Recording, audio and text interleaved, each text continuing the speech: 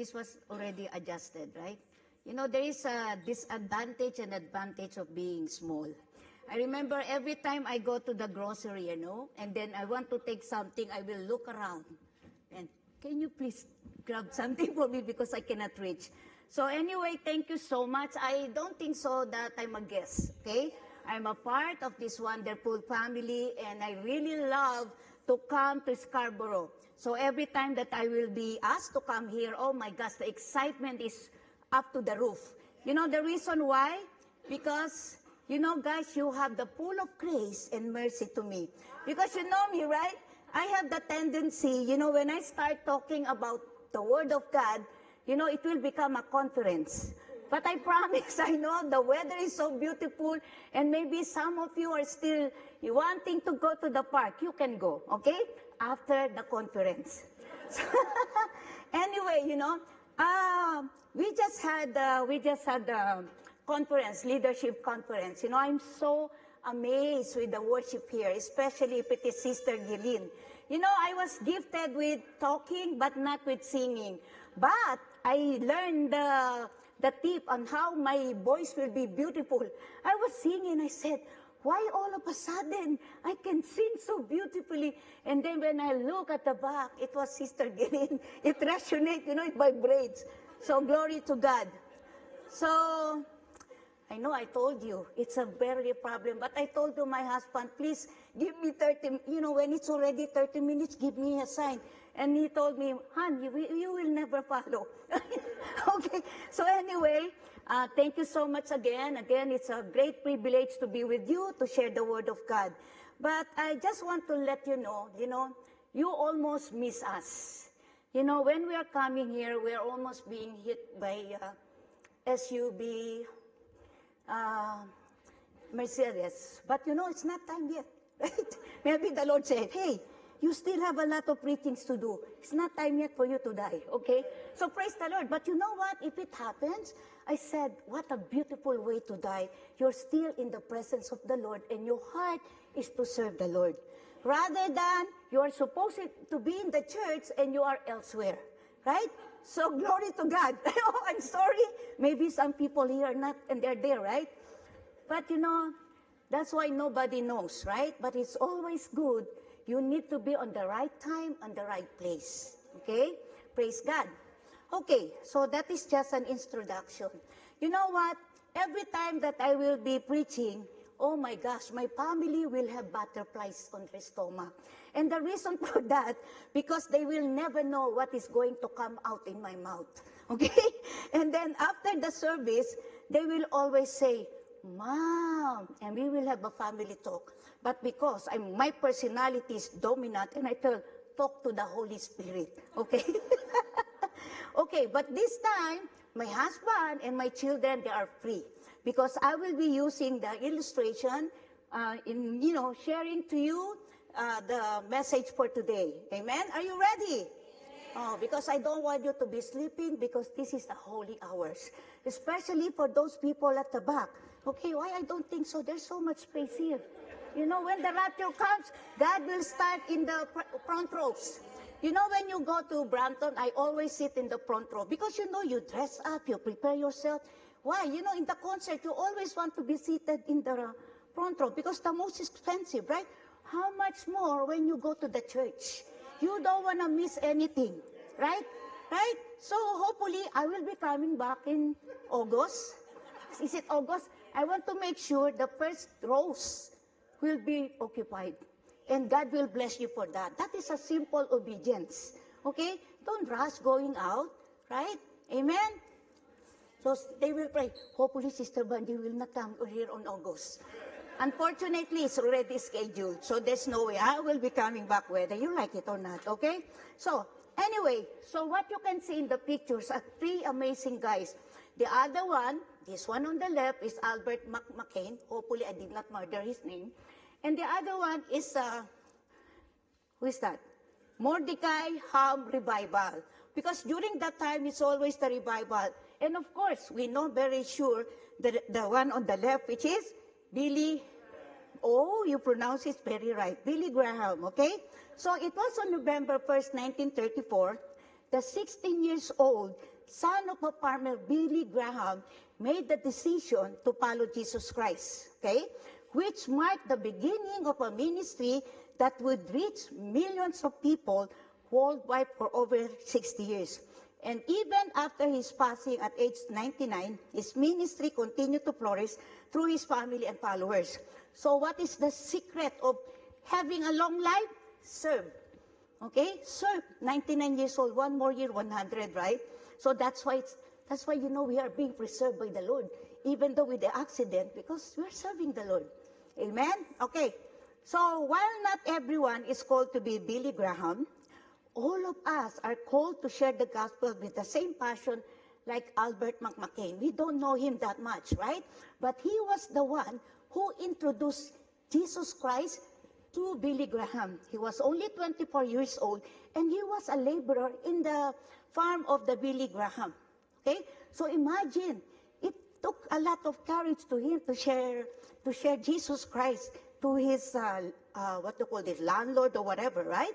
But because he knows that he was on fire of sharing the word of God to him. And during that time, Billy Graham, 16-year-old, he has no interest about this, right? His interest is about girls, all those stuff.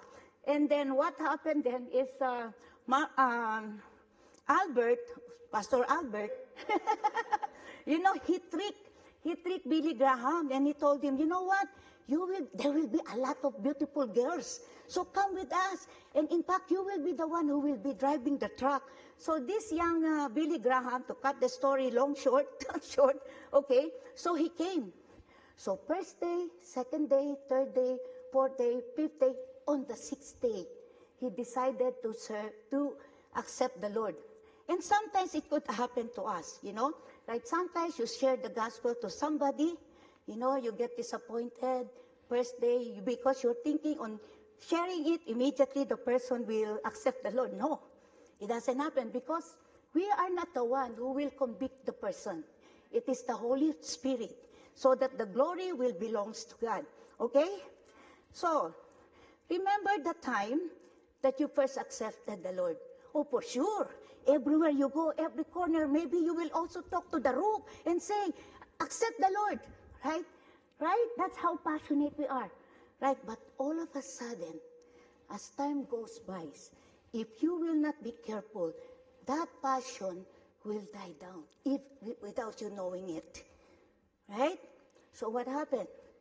Because you are no longer reading the Word of God, you're not surrounded with people who have the same passion like you. And now the enemy had a foothold, and without you knowing it, the passion is gone. So you really have to be careful, okay? And what happened then, the one who is very passionate, now you become an occasional. Oh, you're waiting for the next word, huh? You thought that I forgot. No. You become an occasional event, sharer, right? When there is Easter, or when there is Christmas, that's the only time that you will share the gospel. And in fact, it will take, a lot of pressure, nudging from your pastor, from your leaders. Imagine, last Easter, there were 11 souls that accepted the Lord. Imagine if sharing the gospel will be your lifestyle. Oh my gosh, God will give you your own church because there is no room to place these people. But if you are just an occasional, sharing the gospel, maybe 10 years from now, you will be in the same place. We are not meant to be like that. Sharing the gospel should be a lifestyle of every believer. And we're so blessed that we are here in Canada. We don't even have to give up our life, right? If God really placed us in Canada, because God knows our heart. He's the one who created us. Because imagine if He will place us to countries that there will be persecution, you have to give up your life. For sure, we will be the one saying, crucified him, right? So here, imagine you will just give up your time, a little of your resources, but still it's a struggle. Okay? Sister Banji, don't come back on August because we're afraid what would be your next topic. Don't worry. Don't miss the August because that, God has been giving me that message, but that's a surprise, okay? Okay, so anyway, so from this history of Albert and, how Billy Graham, knew the Lord and how the ministry had started and millions of people received the Lord, we can learn also about the small beginning. The Bible says, don't despise the small beginning. Because sometimes you say, oh, that is just one person.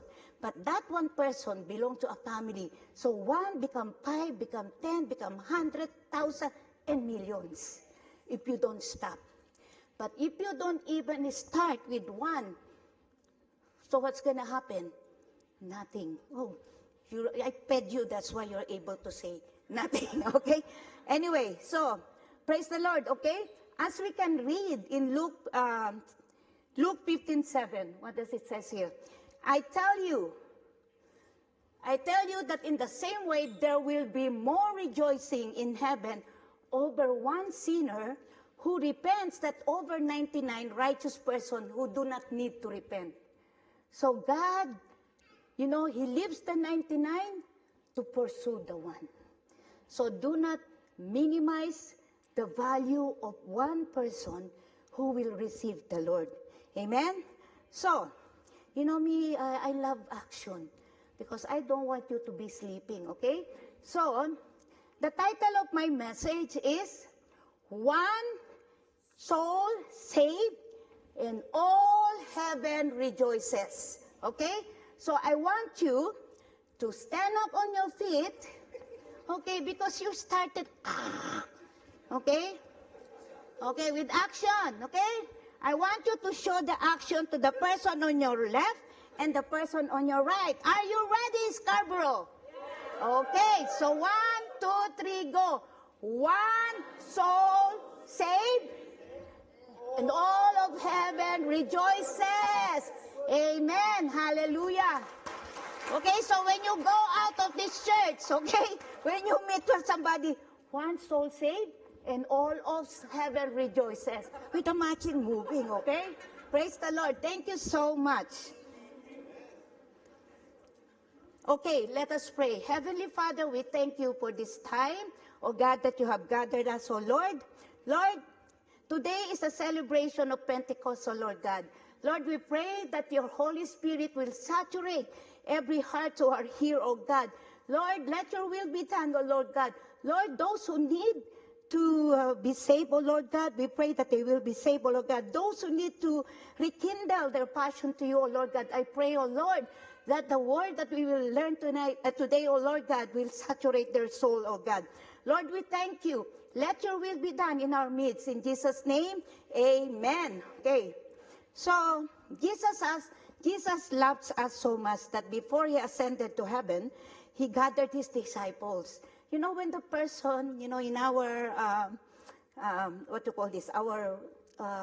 human language, right? When the person is about to die, he will gather all his family members.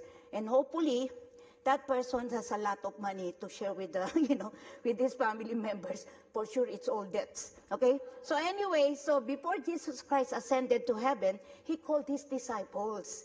And then he told them, instead of giving them wealth, he commanded them, the great commandment that has given to them, right? And then he said to them, they were given a great commandment to go and make disciples to all nations, right? We know that thing, and we will read it later. So imagine if the disciples will not, they did not take it bravely and they did not take it seriously. What do you think? All of us will be doomed to hell. In the same way, if we don't, take the sharing of the gospel seriously, the generations, our generation, and even the next generation will not have the opportunity to hear the hope of salvation through Jesus Christ. Amen? So, the disciples, why they even willing to give up their life is because they have witnessed in 3.5 years that Jesus is the only path to heaven. They recognize that the greatest inheritance is eternal life with Jesus, surpassing any material wealth or possession that hold no eternal value. Please raise your hands if you are parents here. Yeah, so there's a lot. Do you know the greatest inheritance that you can pass on to your children and your children's children is your faith? Because you know, if they don't have the faith that you have, you could imagine, no matter how much they are educated, no matter how much wealth they have, but because they don't have the fear of the Lord, it will just be wasted. And the most important thing, and the reality of life, whether we like it or not, there is an appointed time. It's just a matter of time. Right? It's just a matter of time. Oh my gosh, Sister Banji, why are you talking about morbid things? These are realities of life. And regardless of your age, no? Don't think that those who are of my age and those who are older, they are closer to great. It could be true, but don't be too, don't be too settled, young people. Because nowadays we can see if there's a lot of death in young people. Why? Because of so many things that are happening right now. Right? Okay. So in Matthew 28:19-20, therefore, what does it say?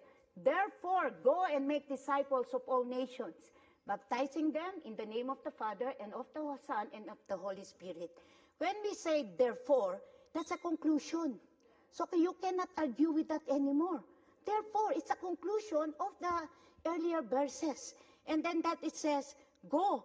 Right? So go is an action word. It's a continuous word. Continuous action. God did not say, therefore went. Right? So go, meaning to say, still continuing, and that's exactly what the disciples did. They go all over the world, and then, you know, when I was reading this verse, it reminded me about, you know, Jesus Christ washing the feet of the disciples. Imagine, of all the different parts of the body of his disciple, he washed the feet of the disciples. And during that time, if you have been to Israel, oh my gosh, especially maybe during the early church, right? It's not as sophisticated as what Israel is nowadays, right? But still, there are a lot of mountains, and you can see they're just wearing a sandals, and then you can imagine the mud and everything. You know, there's no spa to, you know, put spa there, right? So, but Jesus washed their feet.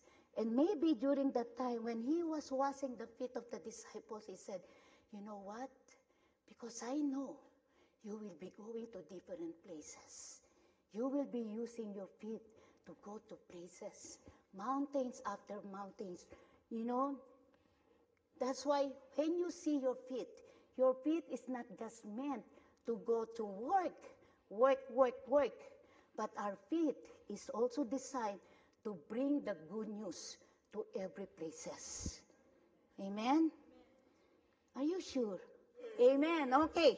So, salvation and discipleship are the priorities of God's kingdom. You know, miracles, healing, of course, but these are the two priorities of God's kingdom. Praise the Lord for the unwavering commitment and love for the gospel demonstrated to us by the disciple and the early church believers, okay? Imagine a world where the disciple did not take the greatest command of Jesus seriously. We wouldn't have the opportunity to hear the gospel, which give us hope and the promise of eternal life, okay? Hear me out. Say to your neighbor, hear me out.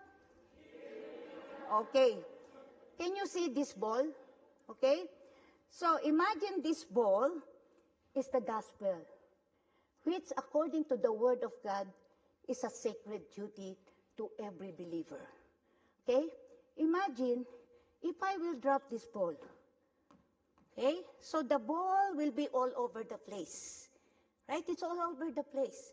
And the same thing, if we don't share the word of God, our generation, the next generation, will suffer the consequences of our inaction. But imagine if, look at this with a smiley, okay?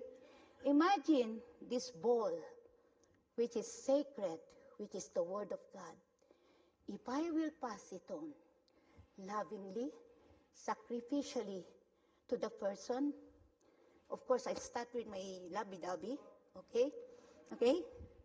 So I will pass it on to him.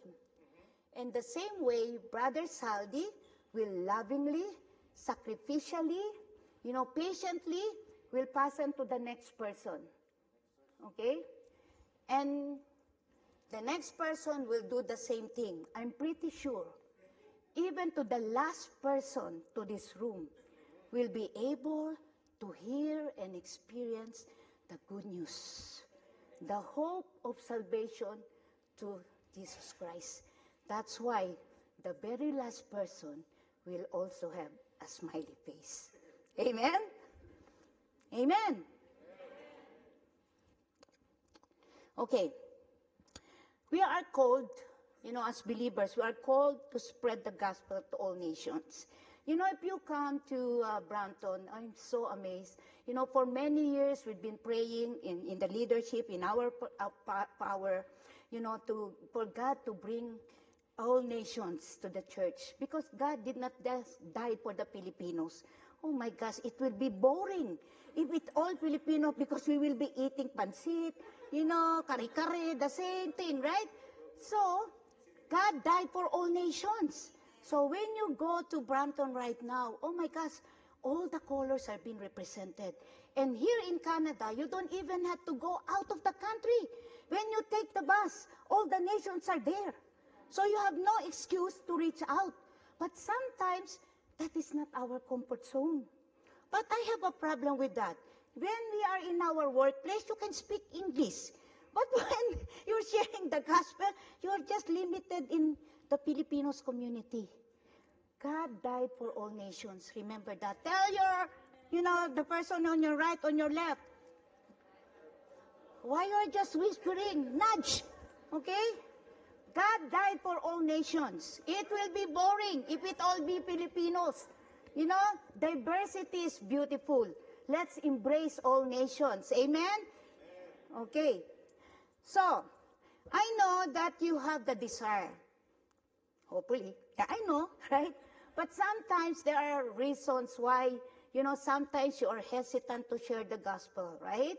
Especially with regards to, other nations. It could be very intimidating. I would be, I would agree on to that. So let's find out what are the obstacles that sometimes that prevent you from not sharing the gospel to other people using the acronym FAIL. F-A-I-L.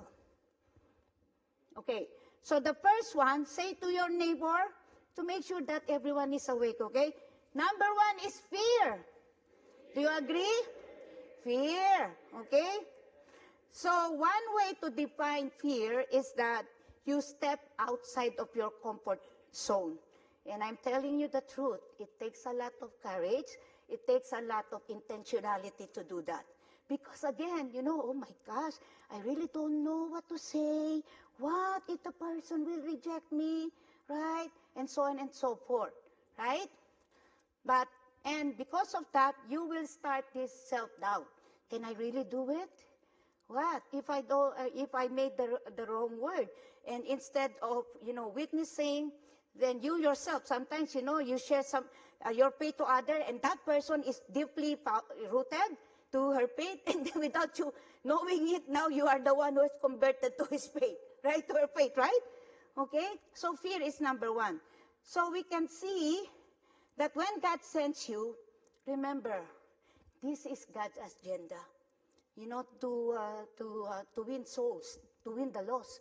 This is not our agenda. We are just given the opportunity to partner with God to win the lost. Okay? So it's a great privilege. It's not an interruption to your daily activities. When you're serving the Lord, that is not an interruption. If you continue to serve the Lord, God will ordain everything.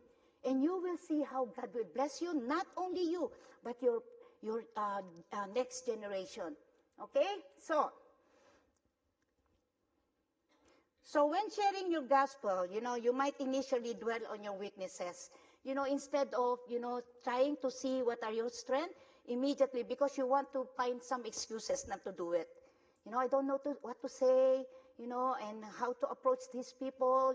They might be offended. I can be offended. I have a co-worker, blatantly, she told me, oh, Evangeline, don't share, because we always go home together in a bus. And then he said, I know you will start sharing Jesus again. Evangeline, I'm atheist, okay? So I don't need your Jesus. It's okay. I keep praying for you. Yeah, I will not be intimidated because who knows, one day, right? Because if I just give up, and then, I feel so sorry for those people, right? But I keep praying. I don't give up prayer. And then, in fact, there was a time that her husband, was in a hospital for a long period of time. And I told her, can I pray for your husband? And then he did not say no. She did not say no. And then I told him, I've been praying for your husband, right? Sometimes, they might be intimidated. Sometimes they will say no. But when it comes to prayer, I have encountered a lot of people. They would never say no. They would never say no. Yeah, please pray for me. Right? So there is really power in prayer. So you can start by praying the people that you want to win with the Lord. Okay? So, those who are 80 plus, who are advanced in age, okay? You don't have any excuse, advanced in age. So it's kind of like sounds good, right? So those who are advanced in age, you have no excuse not to share your faith. Okay? Remember, Moses was 80 years old when he was called by God to come back to Egypt, and so that the people, Israelites, will be released from the slavery from the Pharaoh. Okay? Young people, you too, you have no excuse. Okay? When Jeremiah was called, he was very young. And he said to the Lord, Lord, I'm still young. I don't know what to say, but I can sing, I can dance. Right? And he said, Jeremiah, say to the person next to you, open your mouth. Open your mouth. Open. Open your mouth. Young people, open your mouth. And the Lord says, open your mouth and I will put the word in your mouth. Okay? So you don't have excuse. Advanced in age and those who are very young, we have no excuse. It is only the heart of obedience. God is not looking for those who are, your abilities. Okay? He wants those who are available, who are willing, who have the heart to serve the Lord. In fact, he said that God does not call the qualified, okay? He qualified those he calls, so that the glory will bring to God. Never in my imagination, I know I'm very talkative, but never in my imagination that the Lord will call me to preach his word. But I am so humbled that instead of, nonsense word, God has used my being talkative by sharing his word. So maybe when you, go home tonight, reflect, God, in what way that you would want to use me? Is it in my ability to write, in my ability to sing, in my ability, because there are some people who are really very friendly. My husband, he is the one who is bringing souls. And I'm the one teaching those he brings because, we have different gifts. But we are partner in serving the Lord. Okay? So as followers of Christ, we are called. Say to your person on both sides, you are called. Okay? You are called to share the gospel. Okay? That is when you become born again. That is the one that we sign. We sign. Okay? That is not just a one-day contract. It's a lifestyle until your very breath. Because you know why? When we had the graduation, I think I mentioned this to you a long time ago, when we are rapture and we believe about rapture, it can happen anytime soon, right? Then there will be a Bema seat judgment where Jesus Christ will be there. And then do you know there are many books in the Bible. I know that the one thing that we know is the book where your name is written, right? You're being saved. But there are also books that tells about your accomplishments. Okay? So every accomplishment, every soul, you have a crown. And imagine during the graduation, you don't even have a crown. Right? And then you're running. And then Jesus says, hey, why are you running? Because you have nothing to put on the feet of Jesus. That's why I told you, one soul saved, all heaven rejoices. Imagine how many millions people or hundreds of people you meet every single day, and not even one soul. Maybe, some of you here, maybe your husband, your spouse is not being saved yet, and you don't even dare to share. Oh, you know what? I don't want my husband or my spouse to be with me in heaven. Yes, finally. Right? Don't be like that. Don't. Right? Yay, my boss will not be in heaven. Right? God died for all. God died for sinners just like you and me. Okay? So let's not be selective, in choosing who do we want, who you will share the good news. Share it to as many people as you can. We are already running out of time. And make sure that you at least one soul. Because who knows, that one soul can be 5, 10, and so on and so forth. Okay? Don't despise the small beginning. So, I want you to remember as well, it is not you who will convict a person. Because sometimes you keep sharing and say, oh my gosh, Pastor Albert, I've been sharing to this couple or to these young people, blah, blah, blah, many times, but they are not even saying, I will accept the Lord. That is not your role. Don't be disappointed. That is the role of the Holy Spirit. Okay, don't take the role of the Holy Spirit. You're not the Holy Spirit. Okay, your role is to continue to plant the seed. Share the word of God.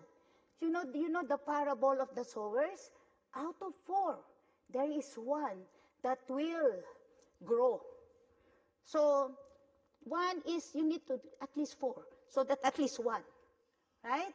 Amen. Now it's adding up. Oh, Sister Banji, you said just 1. And what if that one fails? So you have no chance, right? So make it 4.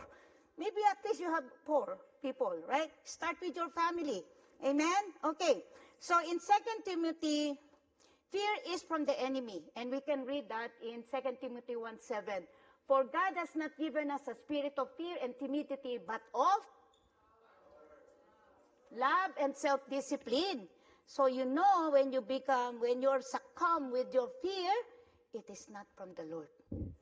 Okay? So you have to rebuke it. Devil, I rebuke you in the name of Jesus. God gives me the power, okay? Love and self-discipline.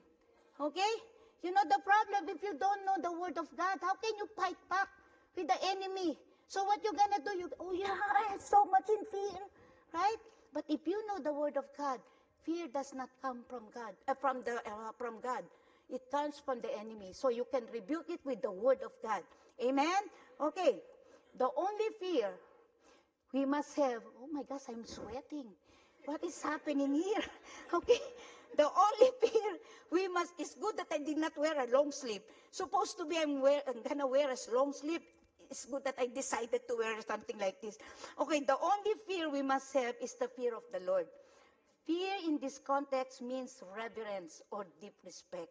I hear a lot of people, you know what, I love the Lord. Yeah, you love the Lord. How long you been Christian? 5 years. I haven't seen you bringing souls. I haven't seen you serving the Lord. How can you say that you love the Lord? Yeah, by lips, but not by doing. Imagine, couples, right? Your husband or you're telling, you know what, honey, I love you so much. Yeah, you love me and I become slave to you. Right? You're not even demonstrating your love. Right? So the same thing, you can say many times beautifully that you love the Lord, but it is not coupled with your action. True love is not only saying that you love the person, but you are also demonstrating your love. Oh my gosh, if you are in my life group, you will hate me. Hate and love me. I'm very straightforward with my group. How long you been a Christian? 5 years. But how come that you're not bringing any soul?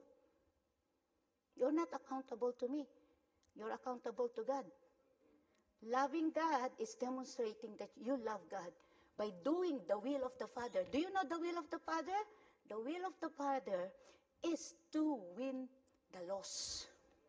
That's why he even sent his God to die on the cross so that no one shall perish. So don't tell me you're 5 years, 10 years, you will have to be ashamed of yourself. That you're so proud and you're not even doing anything for the Lord. Amen? So wait for August, okay? Okay, so the fear of the Lord in Proverbs 9:10 says, the fear of the Lord is the beginning of wisdom, and knowledge of the Holy One is understanding. So when you have fear, ask, and God will give you generously. The wisdom from the Lord is, never ends. Okay? Number 2, say number 2. Number 2 is apathy. Did I pronounce it right? Apathy, okay? Your spiritual journey doesn't end with salvation, but the start on extraordinary journey as a devoted disciple of Jesus Christ. You know what happened? When you become born again, oh, you know what? I already have a passport to heaven. And you forget about other people. You just think about I, me, and myself. Because, if God is done with you, remember the thief, right? When he said, remember me. And God said, now you will be with me in paradise. So the fact that you're still sitting there, okay, still hearing my voice, even though, right? God is not done yet with you. Salvation is just the start of your journey, of your love with God.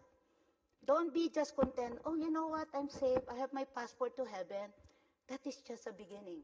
Amen? My gosh. And the answer is becoming, amen. I could hardly hear it. I know who said amen here a little bit louder because, she will be in trouble with Pastor Roy. Okay? Okay. So, again, I hope you don't mind, but I have to overemphasize that we are commanded to share the gospel. When we say the word commanded, you have no reason or excuse. It's a command. Like in a military, the word commanded here is like a military. When you're in a military, you don't have no excuse but to obey, to follow, right? So you should be forever thankful, I hope you still remember the people who brought you to the Lord. You should be forever grateful to them because what they have given you is eternal life. Right? Sometimes you receive gifts during your birthdays. That is just temporary. Sometimes you don't even want the gifts, but you are very hypocrite. Oh, I like your gift, but I don't see you wearing it.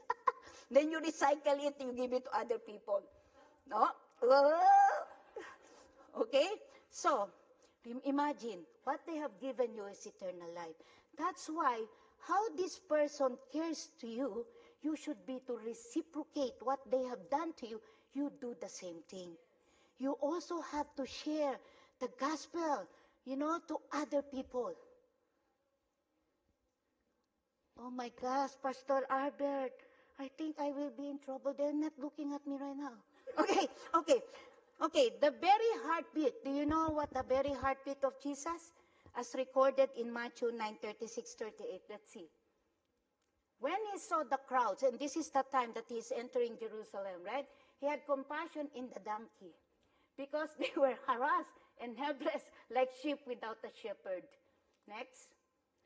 Then he said to his disciples, the harvest is plentiful, but the workers are few. Honestly, don't even make an excuse.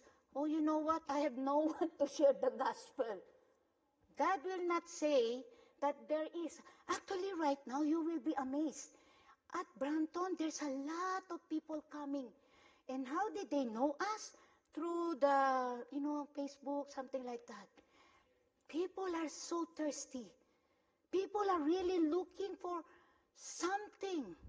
Because, in the Bible, in Ecclesiastes says, God put in the hearts of every human being the longing for eternity. So there will come a time that people will really look for something like that. And they need to have somebody to explain to them what they are longing for. So, it's a hypocrisy to say, oh, I have no one. Do you have a neighbor? Do you have a brothers? Do you have a relatives? You know, right? That's why, you can even start with your own family. Are all your family members saved? Imagine your family members is your accountability to God. You have to make sure that at least they hear. Of course, you continue to pray for them because, unfortunately, the decision to accept Jesus Christ as Lord and Savior is their own decision. Even God will not, tie their hands, right? But if you continue to intercede in their behalf, you will be surprised that one day, say to your person, one day, the people that you're praying for will receive the Lord. Okay? But if you don't even do that first step, don't expect that there will be something that's going to happen. And you know that in Ezekiel 33, it says, we are considered as a watchman. Do you know what a watchman? You are the one on top of the tower during that time, and they are looking whether the enemies are coming so that they will be able to warn the people, hey guys, prepare, the enemies are coming, right? So that's the role of the watchman. Then, if the people will not heed with the warning, the watchmen who have warned them, their blood will not be on their hands. But if you are the watchman and you know, if you know the word of God and you don't do that, how important it is for the people to know the hope of salvation, and you don't do that, their bloods will be on your hands. If they don't heed, God will not account. God is so good in accounting. In fact, when He created everything, He started with first day, second day, up to 7th day. So even the number of souls, you will be accounted for. Amen? No more August. Okay. So may we be like Prophet Isaiah. When he heard the voice of the Lord, saying, who shall I send? And who will go for us? And I said, here I am. Here I am. Send me. Praise the Lord. Here I am. Send me. And I hope and I pray that each and every one of us will say to the Lord, here I am. Send me. Amen. Okay? Number 3. Say number 3. So the another one is ignorance of the word of God. Guilty? You know what? God, we're so blessed. God has left us 66 books, okay, to read, to meditate, and to learn so that we will be equipped. It's good that you have your own testimony, but sometimes your own testimony will not be more than enough, okay? You need to equip yourself because whether you like it or not, you will find people who are deeply rooted with their faith. So how are you going to kind of like make this person believe what you have? The only thing that you tell to that person, hey, you know what? I was changed by the Lord. Oh, how the Lord changed you? Hey, I was changed by the Lord. Right? God does. And then we're so blessed at our church. Okay? We have a lot. One of the things, the 4 quadrants is equipping. And the only thing is that, are you willing to be equipped? That's the problem. And we are so generous in our church. When we have trainings and everything, you don't even have to pay. What you need to do is to just give your time to learn. Because you cannot just have your own testimony. It needs to be coupled with the Word of God. The reason for that is, it is the Word of God that will change and transform the heart of the people. Not your word. Your word doesn't have any power. Right? There is no power in your word, but when you use the Word of God, that's where the power begins. That's where the transformations will begin. And I believe all of us can be a testimony of that. It is the Word of God that transforms us. Amen? Amen. Okay? So, start asking your pastors, asking your leaders on how you're going to grow. And then, you know what? This is also my encouragement, especially to my life group. When we have a life group, I told them, don't show me your, what you call this, the cell phone, okay? When we have a life group, you have, that's why I told you I'm very strict. You have to bring your Bible. Because, yes, it's good that we have the mobile, especially when you're going around, when you're going to work, right? But when you are in a life group, please, when you come to church, bring your Bible. Because honest to goodness, you're reading and all of a sudden, something pop up. It happens to me, that's why I can tell it, right? And then all of a sudden, I enjoy, all this TikTok or whatever it is, right? I enjoy. And I said, I would even rationalize, Lord, you know what, I'm just, kind of like, want some entertainment here, right? And then it swayed me away from what is my intention of reading the Word of God. So, in my life group, whenever we have a life group, they have to bring their Bible. They have to bring their notebook. They have to bring a highlighter. God will not get angry with you when you highlight something. God will be angry with you. Your Bible has been still very new. So meaning to say you don't even read your Bible. Right? Okay? Oh my gosh, no more August. Okay. Neglecting God's word can lead you to spiritual blindness, moral decay, and ultimately eternal separation from God without you knowing it. Especially now, there's so much, the information are so fast-paced, you could hardly keep up. And sometimes it sounds like, it looks like, it smells like true. So without you knowing the truth of the Word of God, you are believing the lies of the enemy. But if you are founded in the truth of the Word of God, you cannot just be shaken. You cannot just be manipulated with all these ideas that all over the place. Amen? Okay? So failing to read, meditate, and apply God's Word can also cause believers to drift away from God, leading to confusion and a loss of joy. Okay? God did not promise us, as a believers, everything will be easy. In fact, He gave us a warning that in this world there will be tribulation, there will be persecution. But one thing that He promised us, He will never leave us or forsake us. Okay? Okay, so we can see in 2 Timothy 3:16, all Scripture is what? God breathed. When God created you and me, He breathed. Right? He breathed. So there is power and useful for teaching, rebuking. That's why when you rebuke the enemy, I rebuke you in the name of Jesus. Okay? Correcting and training in righteousness. The righteousness of the world will put you into danger. But the righteousness of God is the truth. Okay? So, what is the next one? Joshua, do you want to know the secret for success? Especially young people, you're just starting your life. Okay? So, keep this book in Joshua 1:8. Keep this book of the law always on your lips. Okay?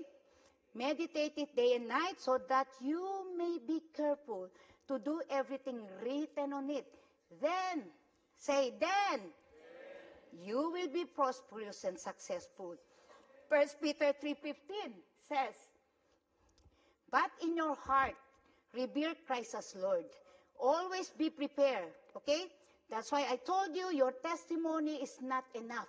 That could just be an opening conversation to those people, especially if they knew, oh my gosh, I was wondering, before you're like this, you are the gossiper in this office, but now you always say, praise the Lord. That's okay, right? You're the one who start fight, blah, blah, blah, right? But now they see that there's a total transformation. That is your testimony. But you cannot just be content of sharing. So always be prepared to give an answer to everyone who asks you to give the reason for the hope that you have. But, okay, say but. Do this with gentleness and respect. You know what? We are not to argue to everyone. We need to be respectful. And when we share the Word of God, we have to love them. You have to share and respect what they have. Because, I know most of us came from a different faith until we know the truth, right? So I remember it took my classmate maybe 10 years before he was able to convince me. And I was totally different person from before. You would not love to see me from before. Okay? So the same thing, right? We don't argue. You don't tell them, you know what, my God is better than your God. No. You have to demonstrate to them the love that you have. And try to be on those people, to be on their shoes. Because you were once to be like that. Okay? Because you will not win a person if you will argue with them. But continue to pray to them, continue to love them, continue to be available, and one day, say one day, they will really be willing to hear the faith that you are sharing. Amen? So again, Jesus' heart is for everyone to reconcile back to Him. So this church, our church, is not only for Filipinos. I am praying and prophesying as time goes by, many colors will be brought to this church. You have to embrace every nation. God died for every nation. Amen? Okay, I'm telling you, if it was Filipino, it's boring because it's all about pansit, lumpia, barbecue, kare-kare, whatever, okay? So, and it's all about rice is life. Okay. Okay, the last one, okay? Lack of understanding about eternal consequence. Okay? So, our failure to understand the value of a soul leaves us to soul unconscious. Unlike our physical bodies, which will return to dust upon death, unfortunately, our soul will spend eternity either heaven or hell. We often struggle, this is really true. It's easy for you to share your faith to someone that you love, to someone that you care. But to your enemy, hey, finally, I will get even. Right? I don't want you to be in heaven. Oh my gosh, I will see you there. Right? It's so difficult. But again, as I told you, God died for everyone. So the same thing with Jonah. Remember Jonah? Right? God told him, hey, Jonah, go to Nineveh. And Jonah really trying to avoid what God has commanded him. Because he knows that the Nineveh are the enemies of the Israelites. He knows what the Nineveh did with the Israelites. And he said, it's time for you guys to suffer the consequences of what you've done to me. But that's not the heart of God. Right? So even those people you hate, you still have to love them. You still have to give them the opportunity to hear the hope that you have. Amen? Again, as I said, in Ezekiel 33, their blood will be on your hand if you don't share. If you have the opportunity and then you hold it back, God will ask their blood on your hands. Amen? So, if you fail to share Jesus Christ, the name under heaven given among men, by which we must be saved, their blood will be on your hands. As I said, if you warn them and they don't accept the salvation of Jesus Christ, their blood will not be on your hands. I repeat it to emphasize the value, okay? Our role, again, so you don't need to be scared, you don't need to be disappointed if you share your faith and then they don't immediately accept the Lord. Because again, your role is just to share, to pray, and to continue to plant seeds to as many people as you can. The role of the Holy Spirit is to convict them. Don't take the role of the Holy Spirit. Okay, that's not your role. It is the role of the Holy Spirit to convict them to repentance and to accept Jesus Christ as their Lord and Savior. Okay? So, if some people will not accept or reject the gospel, which will happen, I'm telling you, just like what I told you a while ago, immediately in front of me said, and then she tried to avoid me now. She changed her work schedule to 4. Me is 4:30, right? So that she will not have a time to I will not have the time to share with her. But, I still continue to pray for her because, when you love your co-workers, right? You want this co-worker also to be with you. Okay, so anyway, don't be discouraged because even Jesus Christ, he was rejected. Okay? He performed many miracles, healed the sick, all these things. But what happened to him? He was ridiculed, he was spat upon, and persecuted. But Jesus Christ did not give up with them. In fact, he said, you know what? Father God, what is the point of me dying on the cross? Look at these people. They spit on me. They rejected me. I show a lot of miracles, but he willingly died on the cross. And he even in his last breath, he said, Father, forgive them, for they do not know what they are doing. So the same thing, don't be upset if they rejected you because they don't know. They have the spiritual blindness. So continue to pray to them, okay? So in Matthew 10:14, reminded us, 30 minutes already? Oh my gosh. Okay, in Matthew 10:14, reminded us, whoever shall not receive you, okay, this is what you're going to do. The Bible says, remove, shake the dust on your feet, and move on, move on. See my shoes? It's new. Okay? Remove the dust on your feet and move on, move on, move on. Okay? That's what you're gonna do. You don't stop, don't be discouraged, but shake the dust. I keep repeating so that you will see it's new, okay? Okay? So, and again, forgive them, continue to pray for them, okay? In Hebrew 9:27, this is one of my favorite verses because this is a reality. Although it's morbid, but it is a reality of life. It says, and it is appointed for man to die once, but after this, the judgment. How many of the people that you know from before that is already gone? Hopefully, your wife or husband who has not received, don't wait until tomorrow. You know what? I'm so upset with my husband or with my wife today or with children. Maybe if I'm already calmed down, then I will talk to them about just sharing the word. What if there is no tomorrow? So that's why, I said, whenever I go to a funeral, I say, oh, these people cried so loud. Maybe they have a lot of regrets. Right? Because you know that. If you know and you know that, of course you'll miss the people. I will be upset if my husband is kind of like, don't even, have tears when I die. But if you know that the person died, they have, God, and you know where this person is going, as promised by the Lord, it is a rejoicing moment, right? Okay? So, in James 4:14, how do you know your life will be like tomorrow? Nobody, right? Your life is like the morning fog. It's here a little while then. That's why don't wait another day to share the gospel for your unsaved family, especially friends, relatives, for no one holds tomorrow. Now, let me quickly go to, now you know the obstacles. Of course, we will not stop there. I will give you some practical tips on how to be an effective witness and disciple maker. Okay? You don't need to invent or reinvent ways, especially at our church. We have a system that we use that you can easily apply on how to be an effective witness and a disciple maker. Okay, first. Say first. Oh, you're still awake. Okay, be a disciple of Jesus. Because, as a saying goes, you cannot give what you don't have. Right?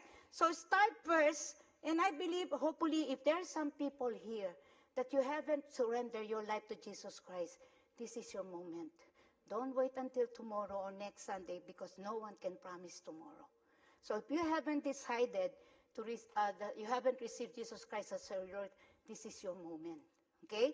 So first, you have to surrender your life to Jesus and experience spiritual rebirth. Being born again. Do you know there's a lot of misnotion when we start saying born again? In the Bible, being born again is not a religious affiliation. You can read that in John 3, okay? John 3 says it is a spiritual rebirth because of our sins in Genesis and so on and so forth. There was a spiritual separation. That's why you need to be reborn spiritually. So this is not something that has been made up by the church.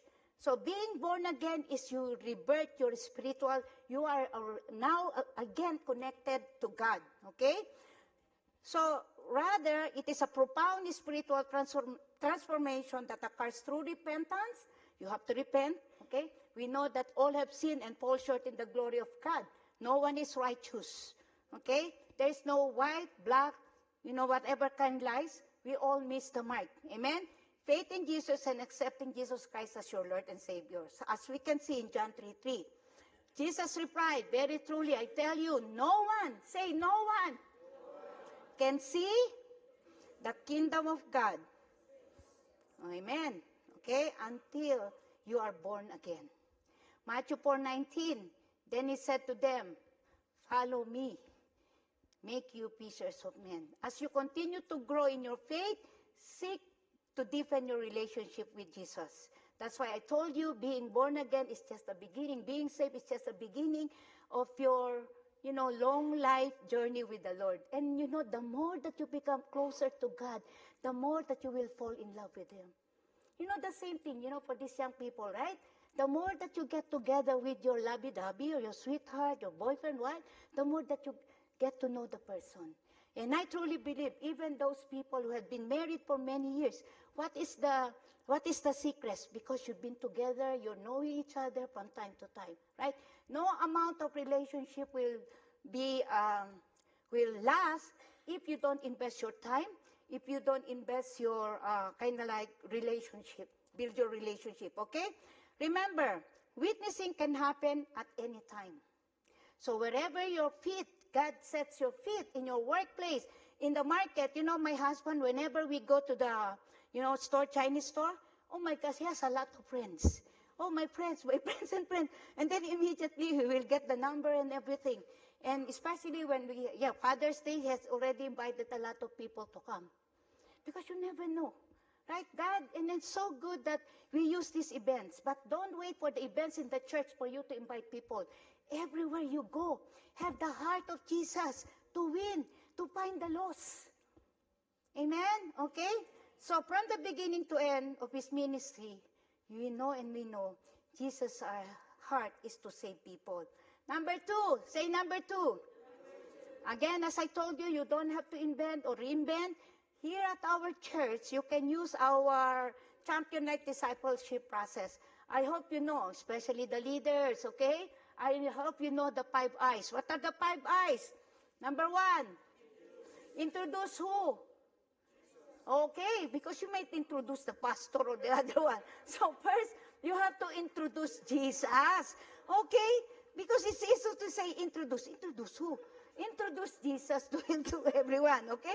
Number 2, after you have introduced, what would be your next step? Include. So you know what? We have a picnic. We have an event in the church. Oh, we have a life group. Do you want to join us? So you have to include the person so that immediately the person will feel that he or she belongs, okay? Next. Oh, I see you guys. It's written there. That's why you can answer. Oh my gosh, that's why I'm so impressed. Then all of a sudden, it's all there, okay? So next is instruct. Because the instruction will equip the person, right? So the same thing as I told you, your life testimony is just the beginning. We need to be equipped, okay? What is next? Involved. God has given us the giftings. So you involve the person to be part. Let's say he's always smiling. Oh, you know what? You'll get a GIC. You're not intimidating, you always smile. And maybe the person is a good cook. Oh my gosh, you can, give your gifting whenever we have a party and so on and so forth. Okay? What is next? The last one. Invest. The very reason why we are equipping you, so that we can invest. We can, you can go and, do the great commissions of God. Okay? So, knowing all these 5 steps will already give you the confidence to share the Word of God. And of course, we are continuing to equip you as long as you are able and available. Okay? So you have no excuse to say to your leaders that, oh, you know what, I cannot do this because I don't know how to do. At Champion Life, we have everything to equip you. It is just your willingness to be equipped. Amen? Okay, so number 3, yay, we're almost there. Okay, almost. Okay, number 3. Never quit looking for souls. There will be a lot of disappointments. There will be a lot of discouragement and so on and so forth. You can name it. But never quit. The easiest way in any relationship is to quit. But the problem is the consequences. So when you quit, there's a lot of consequences that are attached to it. God will not give you something that you cannot bear. When you become, I said to myself, the greatest promotion that you can receive in this short life is the promotion from God. I remember, very short, we started like, just an ordinary member, but we are the one who volunteer. You know what, pastors, we want to help. So from arranging, stocking the church, cleaning the church, we've been faithful with the little task that has been given to us. And then God has promoted us, to another level, to another level. Never that I imagined that we will be in the leadership council. But, we've been faithful to little things, and God has given us. And I would never, exchange my promotion to service to the Lord as opposed to my promotion to my workplace. Because this has something that has eternal value to God. Maybe you have promotion in your workplace that, we are just stewards of everything that God has given us. Pray that God will promote you in serving Him. Don't be content just to be a member that you come and go. 1 year passed, 2 years passed, 3 years passed. You're just occupying the seat. You're not even serving. Amen? I tell you, you will not allow me to be your life group leaders. Because I'm not a people pleaser. Because I will be accountable to God. Life is too short. It's so easy to please people. And I'm so good at that. But you know what? I will be accountable to God if I will not release the truth and make you be comfortable where you are right now. The time is running. The clock is ticking. We have a lot of things to do. We need to partner with God. We need to partner with God. If you're not doing it yet, God is a God of second chance. But don't wait for the third, for the fourth, because you never know if tomorrow you will still alive. If there is already something that is going to your hearts right now, response. I'm so blessed for the young people. If you're already serving the Lord, you could imagine how God will bless you. I was a leader already on my middle age when I started, but I took it seriously. I took it seriously. Even though, don't tell me that I'm not busy. I am so busy. But you know what? My priority is God. This life is too short as compared to eternity. And when you obey God, He will arrange everything to you. And He will open a lot of opportunity that you will be amazed. And as a parent, I'm doing everything. Yes, I brought my children here in Canada to give them a better life. But I said to myself, the best thing that I can give to my children is my faith, active faith. All my children are serving. The whole family is serving. And that gives me an assurance at any time, thanks the Lord that He did not take us yet, right? That I'm so confident that even though when that time comes, I'm confident that my children will continue to serve the Lord because that's the inheritance that they have gotten from us.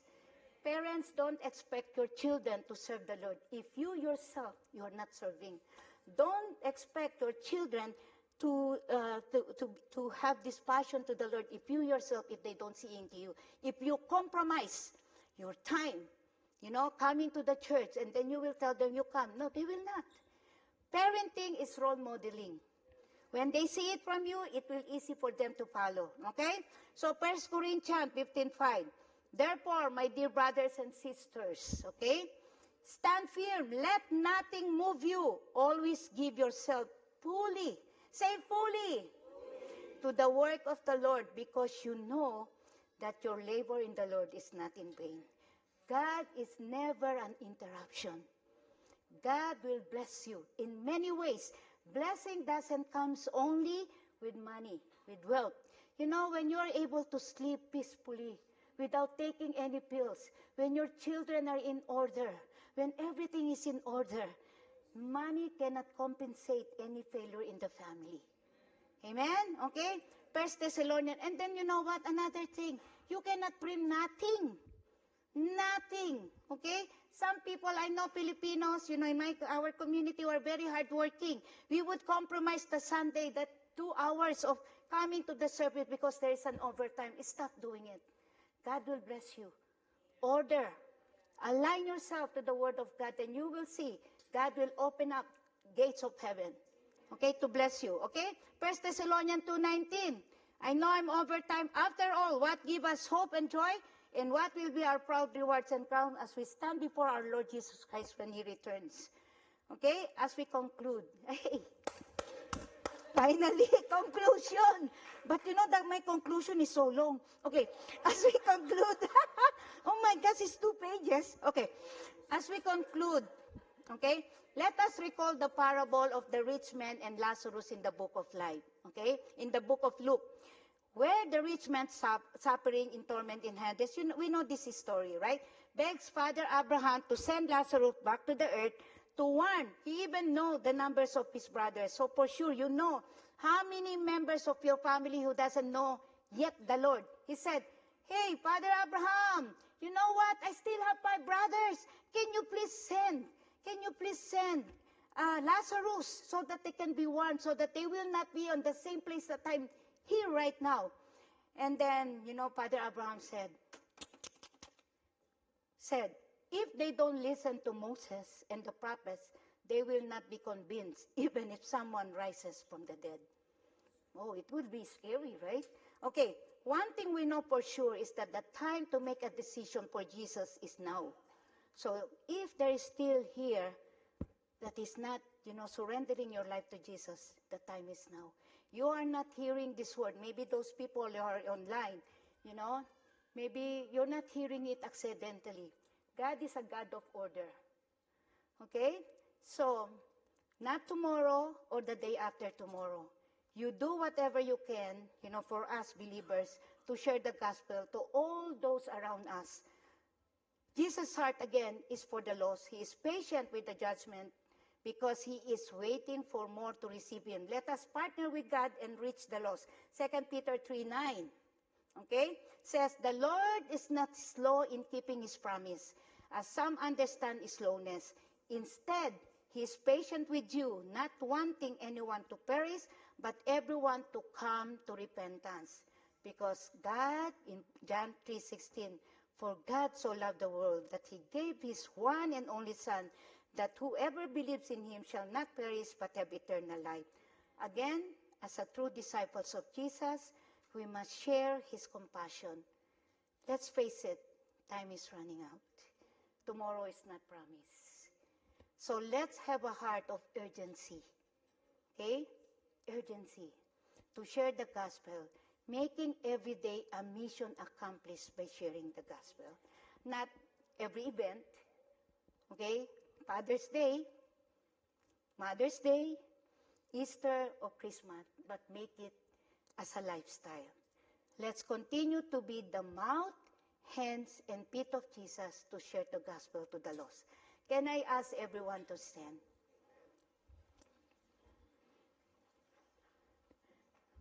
Okay, I taught you a while ago what to do, right? Okay, let's do it again, okay? One soul saved, and all of heaven rejoices. Thank you so much, and God bless us all. Thank you, Sister Banji. And thank you for being here as a family. And it's always nice to have a family talk, right? And I know every one of us heard it, receive it. And let's not stop on just hearing it. Let's make sure that it goes in our heart, continue to, have that time to spend with God so that we'll be able to know our very purpose, the calling that God has called us to. And I know it's a challenge for each one of us, and as well an awakening for each one of us as well too. And I know each one of us, are ready to take that challenge. Amen. Ready to save, souls. We don't need to go out there in a mission, buy an expensive ticket. Just like what Sister Banji mentioned a while ago, that Toronto itself is multicultural. He sent a harvest, but there are only few laborers. And a challenge now is for us to, to be that one that we will embrace to grow in obedience. That we need to grow in obedience so that we can go out there with intentionality. Right? So every time we go out and step out of our house, our home, we represent, the church, us. It's not the building. It's you and I. So every time you go to your workplace, to school, we go there to shine for Jesus. Go there and glow with Jesus Christ in you. Amen. And we won't, go out and end this day without, trying to look deeper in our heart and take that challenge. And now I know each one of us has some family member, friends, co-workers, classmates that haven't known or heard about Jesus Christ. And this is our opportunity as you now standing. If you haven't received it, this is your opportunity. An opportunity to know who Jesus is. A Savior who died on our behalf so that we will be reconciled with God. And if you have a member of the family or friends or anyone or even your neighbor, be that person, stand in the gap and let's pray together. Let's unite in prayer. And if you have been, a Christian's like, just like a firefighter, wearing all the gears, the boots, the helmet, preparing many years to become a firefighter, but haven't been in a fire itself, inside of a building that's being caught in fire. Instead, you're that firefighter who's just stuck on taking pictures, attending conferences. Church, this is your time. This is our time, not just to gear on, passion off. This is our time to embrace, embody the challenge. And, if you have that one person, even just one person, bring it to the altar. We'll pray together. Instead of having an altar call, if you're representing someone, your family member, if you want, you can, we can pray together, bring it to the altar, and let's pray in unity. And if you've been wanting to share the gospel and you've learned about those, that word fail, you're not a failure. You're not a failure. Just receive that power that comes from God, that He sent forth His Son to die for us, and the Holy Spirit to continue to empower us. In church, let's stand, and if you have that, if you want to just commit yourself, this is your time. Just we'll pray together. We'll pray together. Hallelujah. Let's all bow our heads and pray, whether it's your first time or a moment of recommitment. Let this be a personal encounter with the Lord. And as I lead you in the prayer, just repeat after me. Lord Jesus, I come to you today with my heart open. Lord, I believe you, that you are the Son of God who died for my sins and rose again to give me new life. Lord, I confess that I have fallen short, that I fail. But today, I am embracing that opportunity to turn away from sin and turn fully to you. Lord, I receive your forgiveness, your mercy, your grace, your love through your Son Jesus. Be my Savior and my Lord.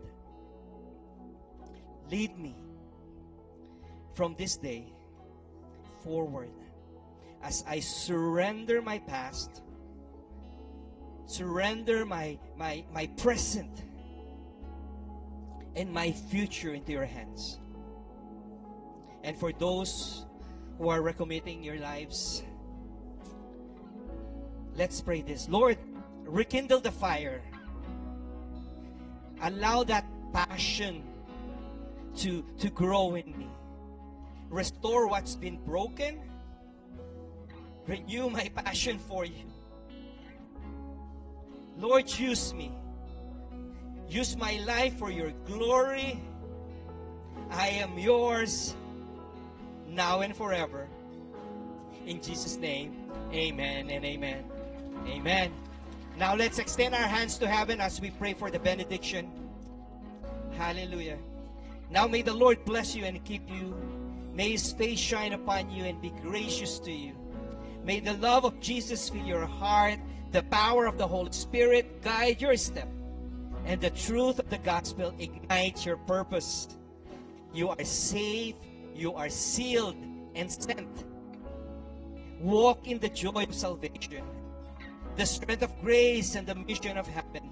Go now as a witness to the one who saved your soul. Go in peace, go with purpose, and go make heaven rejoice, one soul at a time, in Jesus' name. And all believers will say amen and amen. God bless everyone. God bless you, and see you next Sunday.